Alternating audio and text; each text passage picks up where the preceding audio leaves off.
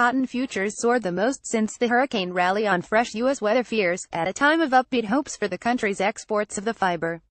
Cotton futures for December stood up 4.1% at 69.59 cents a pound in late deals in New York, the highest since the limit-up performance prompted early last month by fears over Hurricane Irma. The gains, which took futures above their 100-day moving average for the first time since the Irma rally, were attributed in part to rains over the weekend which threatened further damage to crop production and quality.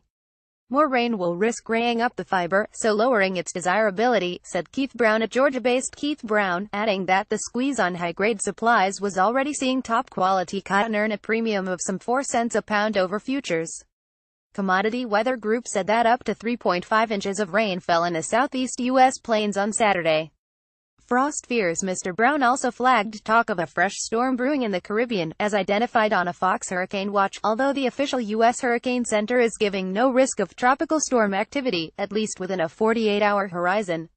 Furthermore, there is talk of a crop-damaging frost next weekend, with Mr. Brown flagging forecasts of a low of 33 degrees Fahrenheit on Friday in southern Texas, implying the potential for areas further north to get something of a freeze.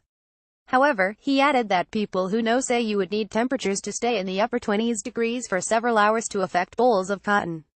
Commodity Weather Group said that it would be cold next weekend in the southern plains, but added that crop damage looked like proving minimal. Dr. John Robinson at Texas A&M University said over the weekend that upside volatility in prices might come from the production possibilities as a West Texas crop heavy laden with bolls races to finish before cold weather shuts it down. Decent demand. The cotton price jump comes amid upbeat signs on U.S. cotton exports, with Lewis Rose noting that the U.S. had already sold, or exported, 57% of cotton it expects to ship in 201,718, which began in August, and so is less than a quarter of the way through.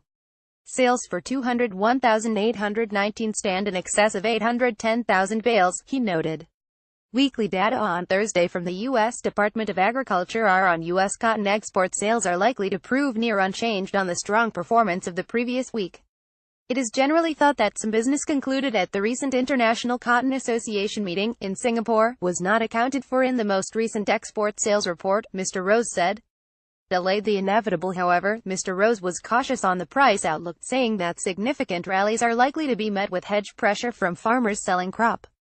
Mr. Brown said that while the weather setbacks may have pushed the inevitable out further, in terms of stringing out the U.S. cotton harvest, the large production looked set to come to bear. He noted that in 3 of the last 5 years cotton prices had bottomed out in November. "I see no reason why this year should be different," he told agromoney.com.